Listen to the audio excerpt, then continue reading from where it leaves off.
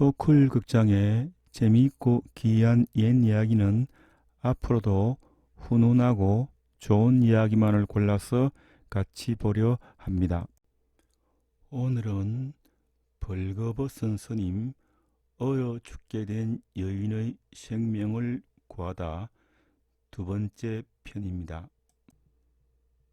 너희놈, 잘 걸렸다 싶었던지 절집 대중들이 떼를 모아서 정수 스님을 찾아왔습니다. 스님이 들은 척도 안 하자 주지 스님과 방장 스님을 찾아가서는 천음사 명예를 땅에 떨어뜨린 못된 파괴성을 쫓아내라고 온갖 난리를 피웠습니다. 너희가 아무리 그려봐라, 내가 꼼짝을 하는가. 대중 스님들의 성하에도 불성 정수는 끄떡도 하지 않고 두 사람을 닦이고 입히고 먹이고 옆에서 같이 잤습니다. 갓난아이는 제 엄마가 먹였죠. 그러면서 조금씩 사연을 캤습니다. 너희들은 어떤 사이냐? 정수 스님이 묻자 아이 엄마가 얼굴을 붉히며 대답했습니다.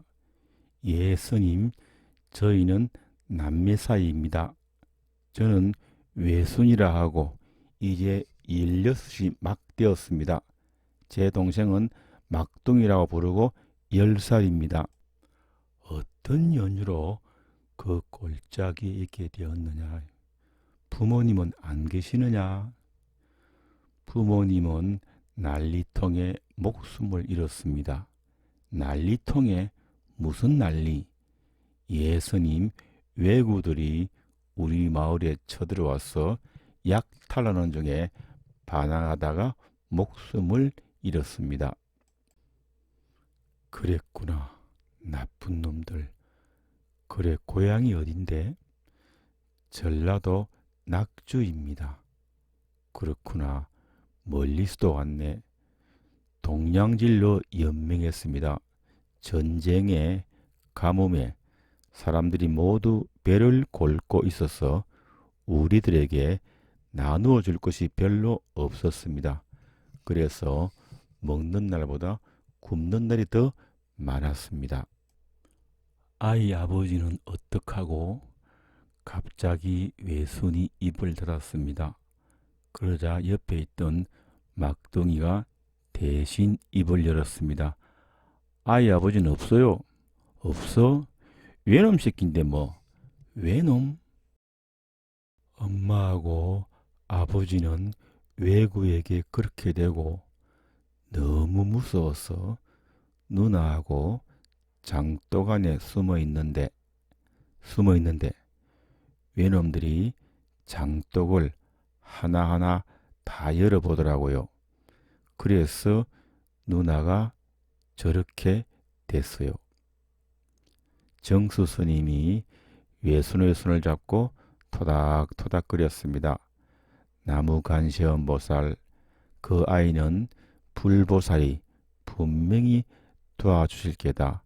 외순이 눈물이 그렁그렁 맺힌 얼굴로 대답했습니다. 그러면 얼마나 좋을까요? 외순이 불어 쾌활한 어조를 띠며 화제를 바꿨습니다. 동생이 깨를 냈습니다. 둘이 같이 다니면 굶어 죽을 테니 자기가 절에 들어가겠다는 겁니다.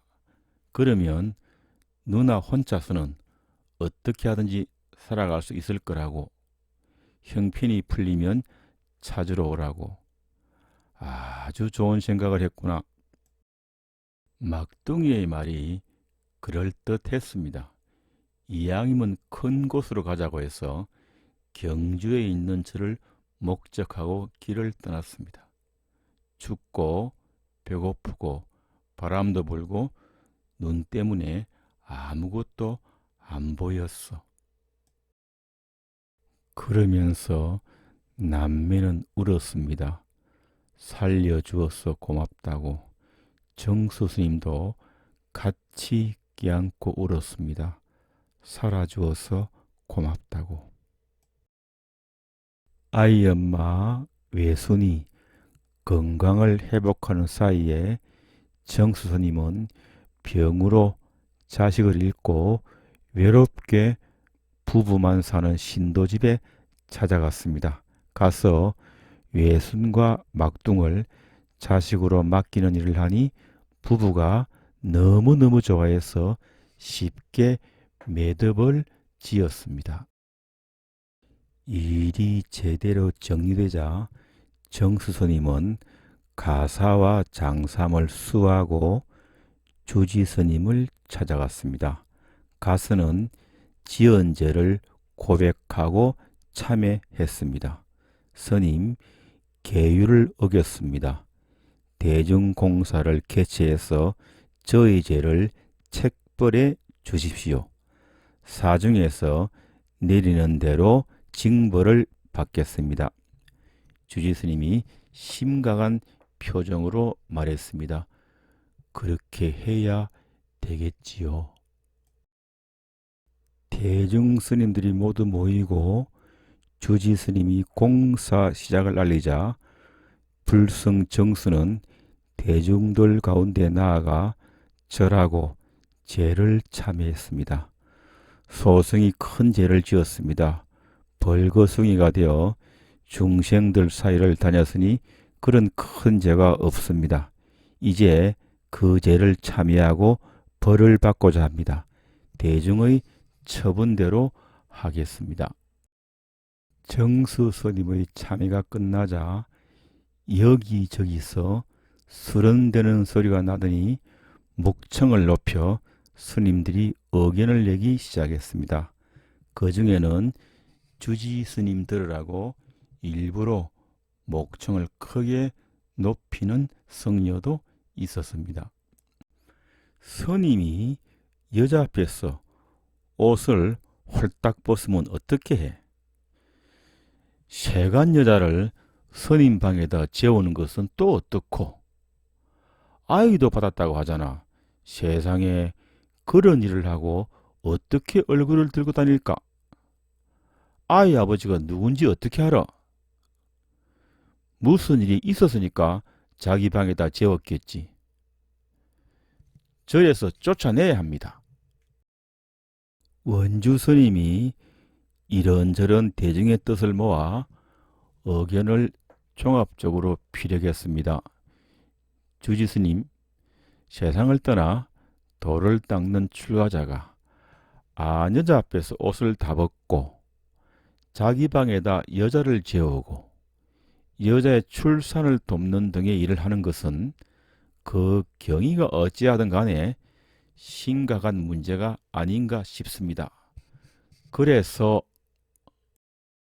원주 스님이 말을 하는 중에 그 말을 끊고 주지 스님이 목청을 높였습니다.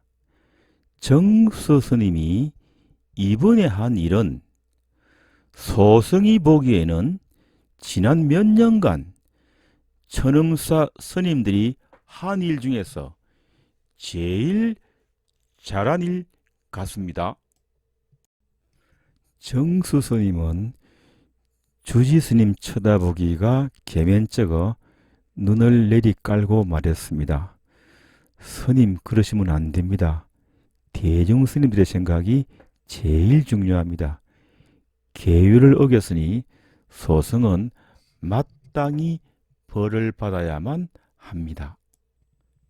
여러 스님이 제 의견을 피력하느라고 핏대를 높이고 있는데 갑자기 마른 하늘에 번개가 번쩍하고 치더니 한겨울인데도 소나기가 한 차례 심하게 내렸습니다. 비가 그치고 구름 사이로 무지개가 반원을 그리며 섰는데 그 위로 아미타 부처님이 모습을 드러냈습니다. 천음사 성녀들은 들으라.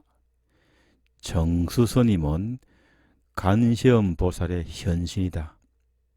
그대들은 마음에 상이 너무 많아 보살을 보고도 마군이라 여기는구나. 그 말을 들은 철엄사 성녀들은 벌벌 떨었습니다. 다음 날이 되자 아미타 부처님과 정수스님 이야기가 서라벌 장안에 쫙 퍼졌습니다. 마침내 예장의 기회까지 들어가니 이에 섭정 김은성이 왕의 명을 받아 정수스님을 국사로 봉하려고 나섰습니다. 스님을 가마로 모시려고 하는데 정수스님은 한사코 걸어가셨습니다. 이유인즉슨 석가모니 부처님도 평생을 맨발로 다니셨는데 제자 되는 사람이 어떻게 가마를 타고 갈 수 있겠느냐는 것이었습니다. 그래서 섭정 김은성도 평생 처음으로 가마를 내려 걸어갔다고 합니다. 이야기는 삼국유사 건이 제7감통편 정수사가 얼어 죽게 된 여자를 구하다의 그 내용이 있습니다. 이재호 교수님이 옮긴 삼국유사를 참고했습니다. 동영상 업로드 시간 알려드립니다. 옛 이야기는 화요일, 불교로 세상 읽기는 일요일, 근현대 한국 불교 지성을 찾아서는 토요일에 업로드됩니다. 소콜 극장입니다. 다음 주 화요일 10시에 뵙겠습니다. 고맙습니다.